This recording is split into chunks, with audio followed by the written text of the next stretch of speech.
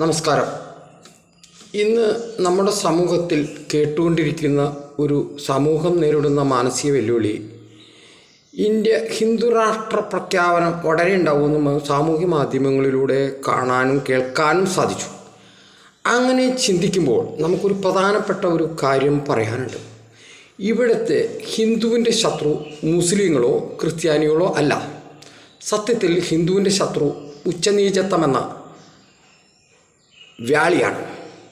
ഈ ഉച്ചനീചത്വത്തിൻ്റെ വ്യാളി ബ്രാഹ്മണന്മാരുടെ ഒരു ടെക്നോളജിയാണ്. ഉച്ചനീചത്വം മാറ്റി നിർത്തുക, ആരെ എവിടെ എങ്ങനെ എപ്പോൾ മാറ്റി നിർത്തണം എന്ന് അവൻ ചിന്തിക്കും. അതായത് ഇത് പറയുമ്പോൾ ഇതിൻ്റെ തെളിവ് നിങ്ങളുടെ മുമ്പിൽ ഹാജരാക്കണമല്ലോ. പണ്ട് ഇവിടെ ക്ഷത്രിയൻ്റെ ഭരണമായിരുന്നു. രാജാവ് ക്ഷത്രിയനാണ്, രാജസസ് ബ്രാഹ്മണ സസ്സാണ്. അപ്പോൾ എന്തെങ്കിലും നാട്ടിൽ എന്തെങ്കിലും ദുരന്തം ഉണ്ടാകുമ്പോൾ, വേദനാജനകമായിട്ടുള്ള സംഭവം നാട്ടിൽ നടക്കുമ്പോൾ രാജാവ് രാജസസ് വിളിച്ചു കൂട്ടുകയും ആ രാജസസ്സിൻ്റെ അടുത്ത്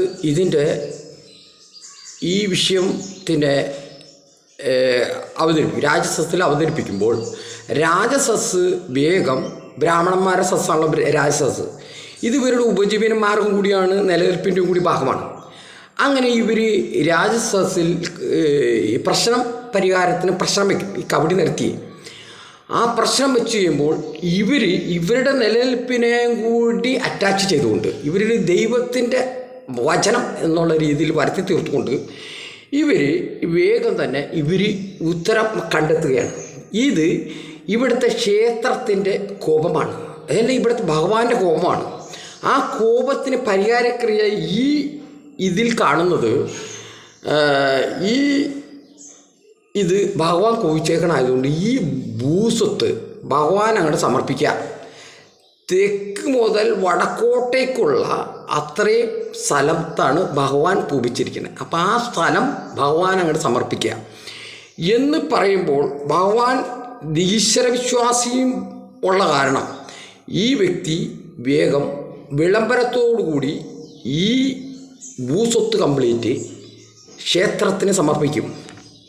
ക്ഷേത്രം ആരുടെ കയ്യിലിരിക്കണേ? ബ്രാഹ്മണൻ്റെ കയ്യിലിരിക്കണേ. അങ്ങനെ ക്ഷത്രിയൻ അറിയാതെ, ഈ രാജാവ് അറിയാണ്ട് തന്നെ രാജാവിൻ്റെ സ്വത്തെല്ലാം നഷ്ടപ്പെടുകയാണ്.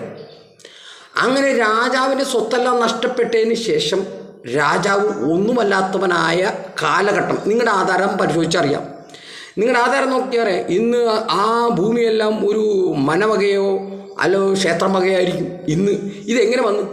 ഒരു പണിക്കും പോകാത്ത ബ്രാഹ്മണൻ്റെ കയ്യിൽ ഈ സ്വത്തുക്കളെല്ലാം എങ്ങനെ വന്നു ഒന്ന് പരിശോധിച്ചേക്കണം. ഇവിടെ ഇപ്പം നമ്മൾ എന്താ ഉദ്ദേശിക്കണതെന്ന് വെച്ചാൽ, ഇവിടുത്തെ ഹിന്ദുരാഷ്ട്ര പ്രഖ്യാപനത്തെക്കുറിച്ചാണ് നമ്മൾ വിഷയം സംസാരിക്കുന്നത്. ഈ ഹിന്ദുരാഷ്ട്രം വന്നു കഴിഞ്ഞാൽ നാളെ ഈ വ്യാളി, ബ്രാഹ്മണൻ എന്ന വ്യാളി നമ്മളെ നിയന്ത്രിക്കാൻ വരും. അപ്പോൾ ഈ ഹിന്ദുരാഷ്ട്ര പ്രഖ്യാപനത്തെ ഇപ്പം തന്നെ തടയണമെങ്കിൽ നിങ്ങൾ ഓരോരുത്തരുടെ പിന്തുണ, എൻ്റെ ഈ വിഷയം നിങ്ങൾ അംഗീകരിക്കുന്നുണ്ടെങ്കിൽ നിങ്ങളുടെ ഓരോരുത്തരുടെയും പിന്തുണ എനിക്ക് വേണം. ഇത് നമുക്ക് പാർലമെൻറ്റിൽ എത്തിക്കണം. എം പിമാർ വിചാരിച്ചെങ്കിൽ പാർലമെൻറ്റിൽ എത്തുള്ളൂ. ആ എം പിമാരുടെ അടുത്തേക്ക് നമുക്കിത് എത്തിക്കണം. അവരെ കൊണ്ട് ഇത്തരം വിഷയം അവതരിപ്പിക്കണം. ഈ ഉച്ചനീചത്വം എന്ന വ്യാളി ഇനി വീണ്ടും തിരിച്ചു വരരുത്. ഇതിനു വേണ്ടിയിട്ട് നിങ്ങളുടെ ഓരോ വ്യക്തികളുടെയും പിന്തുണ എനിക്കാവശ്യമാണ്. അടുത്ത വീഡിയോയിൽ അടുത്ത കാര്യം.